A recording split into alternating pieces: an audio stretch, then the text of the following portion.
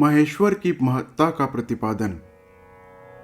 वायु देवता कहते हैं, महर्षियों, इस विश्व का निर्माण करने वाला कोई पति है जो अनंत रमणीय गुणों का आश्रय कहा गया है। वही पशुओं को पाश से मुक्त करने वाला है। उसके बिना संसार की सृष्टि कैसे हो सकती है, क्योंकि पशु अज्ञानी और पाश अचेतन है। प्रधान परमाणु आदि जितने भी जड़ तत्व हैं, उन सब का कर्ता वह पति ही है। यह बात स्वयं समझ में आती है। किसी बुद्धिमान या चेतन कारण के बिना इन जड़ तत्वों का निर्माण कैसे संभव है। पशु, पाश और पति का जो वास्तव में पृथक पृथक स्वरूप हैं, उसे जानकर ही ब्रह्मवेत्ता पुरुष योनि से मुक्त होता है। क्षर और अक्षर ये दोनों एक दूसरे से संयुक्त होते हैं। पति या महेश्वर ही व्यक्ताव्यक्त जगत का भरण पोषण करते हैं।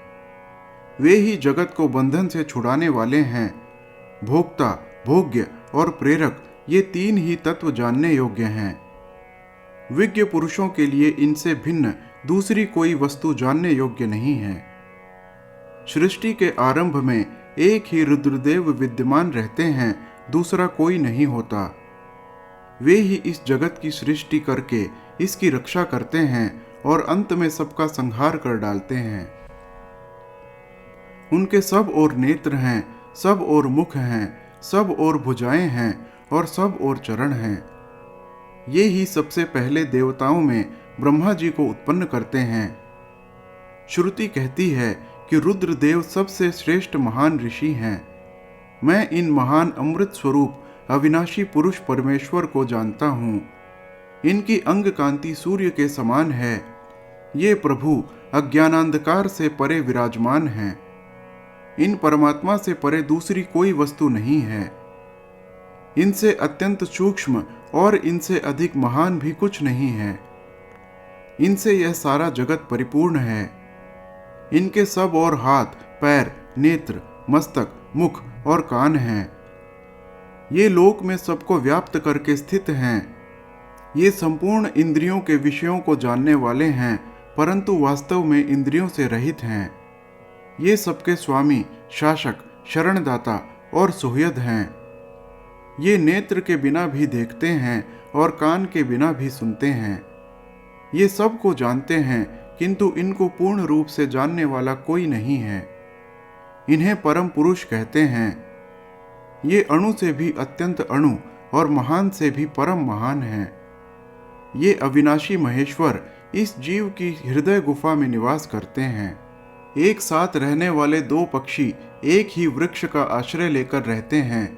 उनमें से एक तो उस वृक्ष के कर्म रूप फलों का स्वाद ले लेकर उपभोग करता है, किंतु दूसरा उस वृक्ष के फल का उपभोग न करता हुआ केवल देखता रहता है। जीवात्मा इस वृक्ष के प्रति आसक्ति में डूबा हुआ है, अतः मोहित होकर शोक करता रहता है। वह जब कभी भगवत कृपा से भक्त सेवित परम कारण रूप परमेश्वर का और उनकी महिमा का साक्षात्कार कर लेता है, तब शोक रहित हो सुखी हो जाता है। छंद, यज्ञ, क्रतु तथा भूत, वर्तमान और भविष्य संपूर्ण विश्व को वह मायावी रचता है और माया से ही उसमें प्रविष्ट होकर रहता है।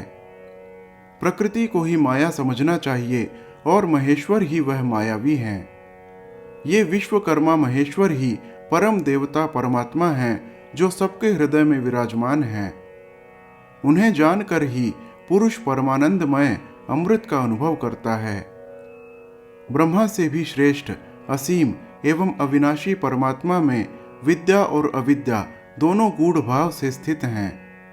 विनाशशील जड़ वर्ग को ही यहाँ अविद्या कहा गया है और अविनाशी जीव को विद्या नाम दिया गया है। जो उन दोनों विद्या और अविद्या पर शासन करते हैं, वे महेश्वर उनसे सर्वथा भिन्न विलक्षण हैं।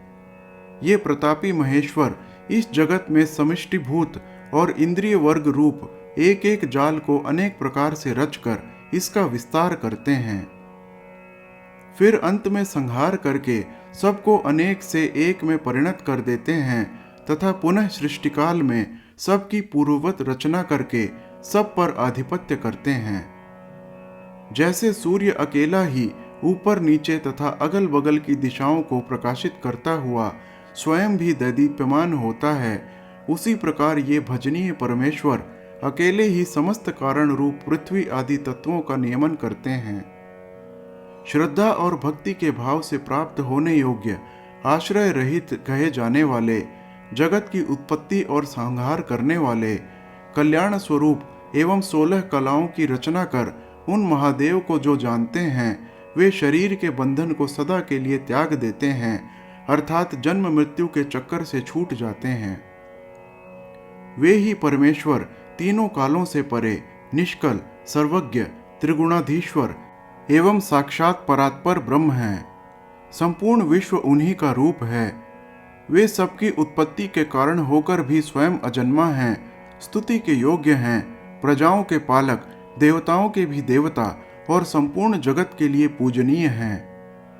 अपने हृदय में विराजमान उन परमेश्वर की हम उपासना करते हैं, जो काल आदि से परे, जिनसे यह समस्त प्रपंच प्रकट होता है, जो धर्म के पालक, पाप के नाशक, भोगों के स्वामी तथा संपूर्ण विश्व के धाम हैं, जो ईश्वरों के भी परम महेश्वर, देवताओं के भी परम देवता तथा पतियों के भी परम पति हैं, उन भुवनेश्वरों के भी ईश्वर महादेव को हम सब से परे जानते हैं। उनके शरीर रूप कार्य और इंद्रिय तथा मन रूपी करण नहीं हैं। उनके समान और उनसे अधिक भी इस जगत में कोई दिखाई नहीं देता। ज्ञान, बल और क्रिया रूप उनकी स्वाभाविक पराशक्ति वेदों में नाना प्रकार की सुनी गई है।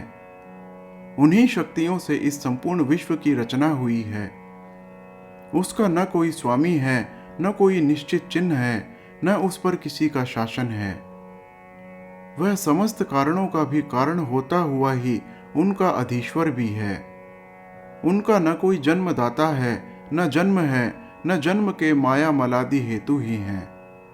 वह एक ही संपूर्ण विश्व में समस्त भूतों में गुह्य रूप से व्याप्त हैं। वही सब भूतों का अंतरात्मा और धर्माध्यक्ष कहलाता है। वह सब भूतों के अंदर बसा हुआ, सबका दृष्टा, साक्षी, चेतन और निर्गुण है। वह एक है, वशी है, अनेक विवश्वात्मा निष्क्रिय पुरुषों को वश में रखने वाला है। वह नित्यों का नित्य, चेतनों का चेतन है। वह एक है, कामना रहित है और बहुतों की कामना पूर्ण करने वाला ईश्वर है। सांख्य और योग अर्थात ज्ञान योग और निष्काम कर्म योग से प्राप्त करने योग्य सबके कारण रूप उन जगदीश्वर परम देव को जानकर जीव संपूर्ण पाशों से मुक्त हो जाता है। वे संपूर्ण विश्व के सृष्टा, सर्वज्ञ, स्वयं ही अपने प्राकट्य के हेतु, ज्ञान स्वरूप, काल के भी सृष्टा, संपूर्ण दिव्य गुणों से संपन्न, प्रकृति और जीवात्मा के स्वामी, समस्त गुणों के शासक तथा संसार बंधन से छुड़ाने वाले हैं। जिन परम देव ने सबसे पहले ब्रह्मा जी को उत्पन्न किया और स्वयं उन वेदों का ज्ञान दिया, अपने स्वरूप विषयक बुद्धि को प्रसन्न करने वाले उन परमेश्वर शिव को जानकर मैं इस संसार बंधन से छूटने के लिए उनकी शरण में जाता हूँ। यह वेदांत शास्त्र का परम गोपनीय ज्ञान है। पूर्व कल्प में मुझे इसका उपदेश किया गया था। मैंने बड़े भारी सौभाग्य से ब्रह्मा जी के मुख से इस ज्ञान को पाया था। जो शम दम से रहित हो, उसे इस परम उत्तम ज्ञान का उपदेश नहीं देना चाहिए। जो अपना पुत्र सदाचारी तथा शिष्य न हो, उसे भी नहीं देना चाहिए। जिनकी परम देव परमेश्वर में परम भक्ति है, जैसे परमेश्वर में है वैसे ही गुरु में भी है, उस महात्मा पुरुष के हृदय में ही ये बताए हुए रहस्यमय अर्थ प्रकाशित होते हैं। अतः संक्षेप से यह सिद्धांत की बात सुनो। भगवान शिव प्रकृति और पुरुष से परे हैं। वे ही सृष्टिकाल में जगत को रचते और संहार काल में पुनः सबको आत्मसात कर लेते हैं। हर हर महादेव।